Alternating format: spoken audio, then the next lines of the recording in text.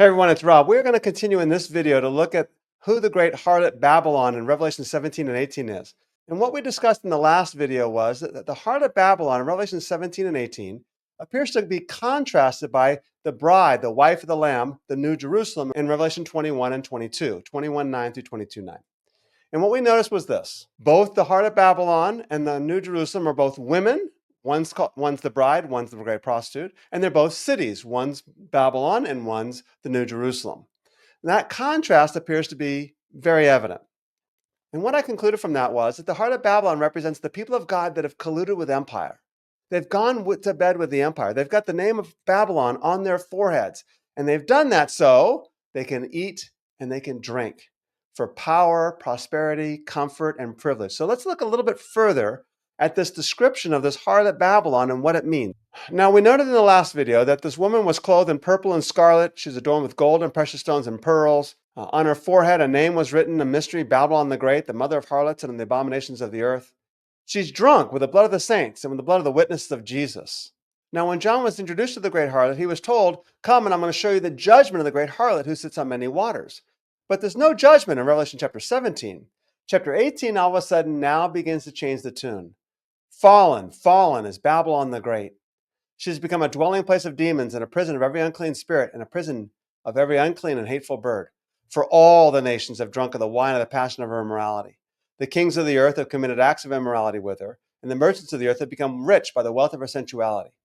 Now, this is one of the key verses here for our sakes. Verse 4. I heard another voice from heaven saying, "Come out of her, my people, so that you will not participate in her sins and receive of her plagues." Now, this reinforces my conclusion that the harlot Babylon represents the people of God that have colluded with empire. Thus, the call is, "Come out of her, my people." As I said in the last video, we have to keep in mind that the book of Revelation was written to the churches. And the message to the church, or the churches, is don't collude with empire. Maintain your allegiance to the Lamb. The Lamb's way of doing things is the way that brings true peace and true justice to the creation. And those who follow the Lamb will ultimately be rewarded. Those who follow the beast will suffer the consequences. And here are the consequences.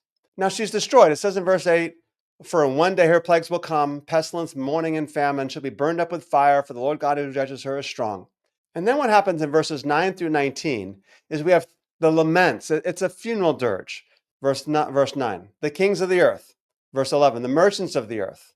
And then in verse 17, every shipmaster and every passenger and sailor, and as many as make their living by the sea. They all lament the destruction of the heart of Babylon.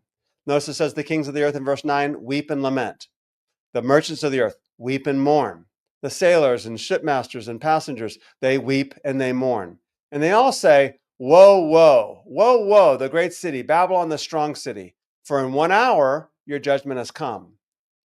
Verse 16, "Woe, woe, the great city. She who is clothed in fine linen and purple and scarlet and adorned with gold and precious stones and pearls." And then you have in verse 19, "Woe, woe, the great city, in which all who had ships at sea became rich by her wealth. For in 1 hour she has been laid waste." What I think is interesting is it describes this woman who's gone to bed with the beast, who's colluded with the empire, as having massive wealth and prosperity. And this list actually has 28 items in it. And there's 28, some can count 29, but the Greek is going to be pretty clear that it's actually 28, and I explain this in my commentary. But notice what it says: cargoes of gold and silver, precious stones and pearls, fine linen, purple, silk, and scarlet, every kind of citron wood. And the list goes on, 28 items. And the list basically groups things together, but it also groups things by order of descending value. It starts with gold, and then, bronze and iron and marble, and then you got cinnamon and spice, and then you got wine and olive oil. But look at the end of the list: cattle and sheep, cargoes of horses and chariots, slaves, and human lives. The problem with the empire, this is going to be so important for what we want to accomplish in this particular series. The problem with empire is it creates wealth for some at the expense of everybody else. And the everybody else is the mass of people, the overwhelming percentage of people. In fact, their value is so devalued, they're on the bottom of the list: slaves and human lives. Now, John continues on. The fruit that you've longed for verse 14, is gone from you, and all things that were luxurious and splendid has passed away from you, and men will no longer find them. This reminds me of a verse in 1 John. In 1 John chapter 2, verse 15, it says, do not love the world, nor the things in the world. If anyone loves the world, the love of the Father is not in him. For all that's in the world, the lust of the flesh, the lust of the eyes, and the boastful pride of life, is not from the Father, but from the world. The world is passing away, and also its lusts, but the one who does the will of God lives forever. Notice what it says in Revelation chapter 18. It says, verse 14, the fruit you've longed for has gone from you, and all things that were luxurious and splendid has passed away from you, and men will no longer find them. As a result, the kings of the earth, the merchants of the earth, and every shipmaster and every passenger and sailor, and as many as make their living by the sea, they weep and they lament and they cry out, woe, woe, the great city. But look at the conclusion. Rejoice over her, O heaven, and you saints and apostles and prophets, because God has pronounced judgment for you against her.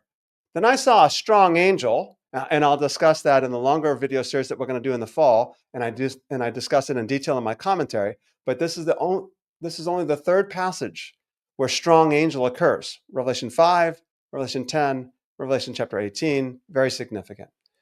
Took up a stone like a great millstone and threw it into the sea, saying, thus will Babylon, the great city, be thrown down with violence and will not be found any longer.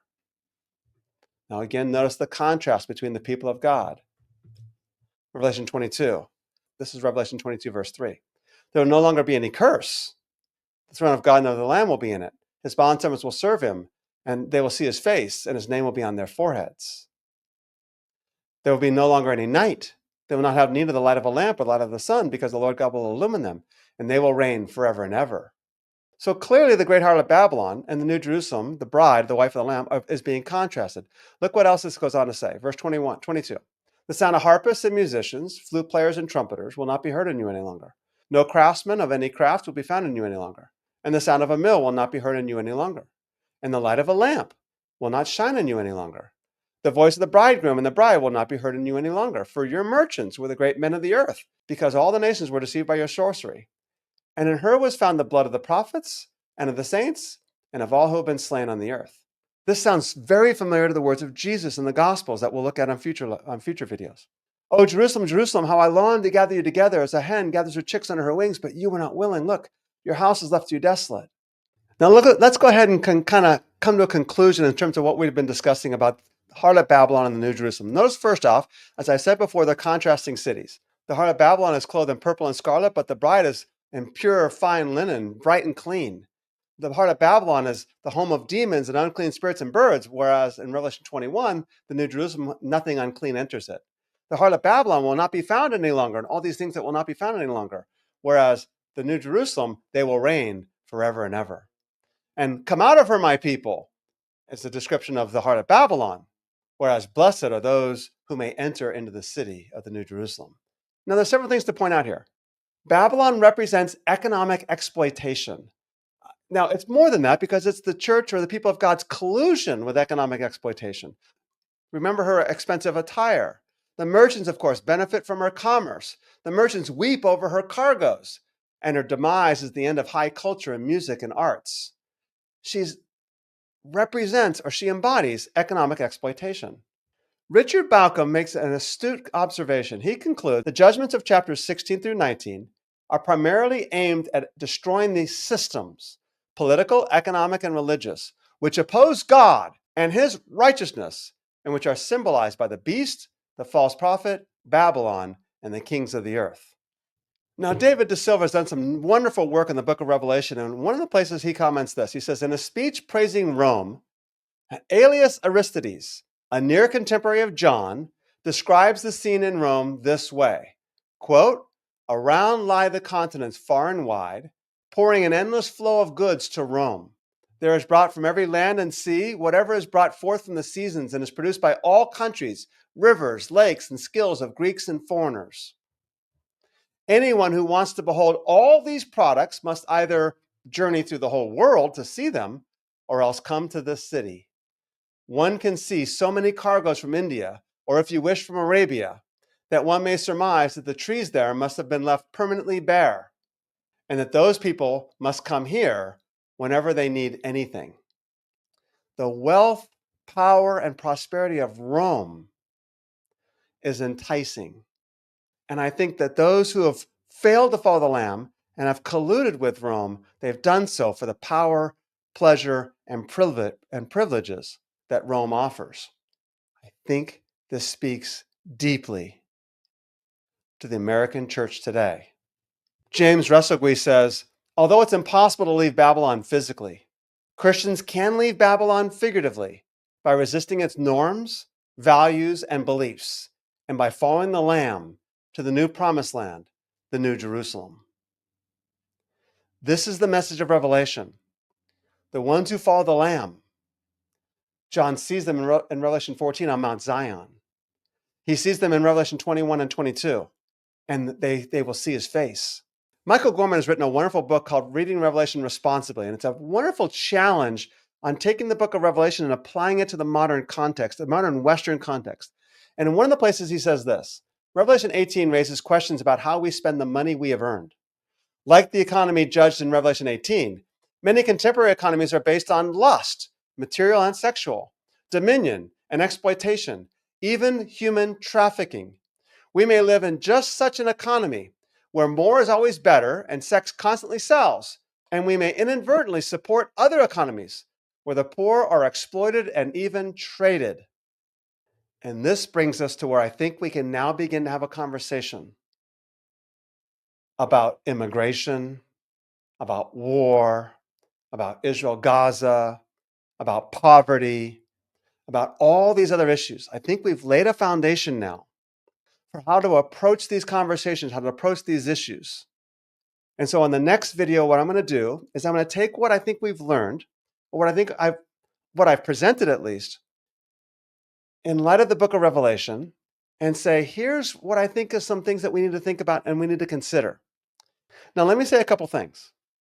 You might not like what I'm about to say. That's okay. I think sometimes we need to listen to voices that we don't like or agree with. It's a shame that our contemporary world has become so polarized that you're either a red state or a blue state, and there's just simply nothing in between. Very few purple states.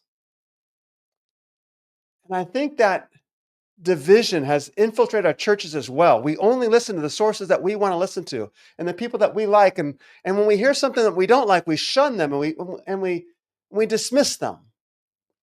How can we ever learn? And how can we ever love our neighbor, let alone our enemies, if we don't understand our neighbor and we don't understand our enemies? One of the best things that we can do by listening to others is at least come to a conclusion of, I don't agree with you, but I understand you. I certainly don't, and I may not even respect you, but I understand you. In the next video, I want to make a presentation, and it might even take me a couple videos to lay a foundation upon which we can begin to approach all these different issues, wading through the propaganda of the empire that appeals to our desires so that we might compromise and collude with the empire. But in doing so, we fail to follow the Lamb wherever he goes.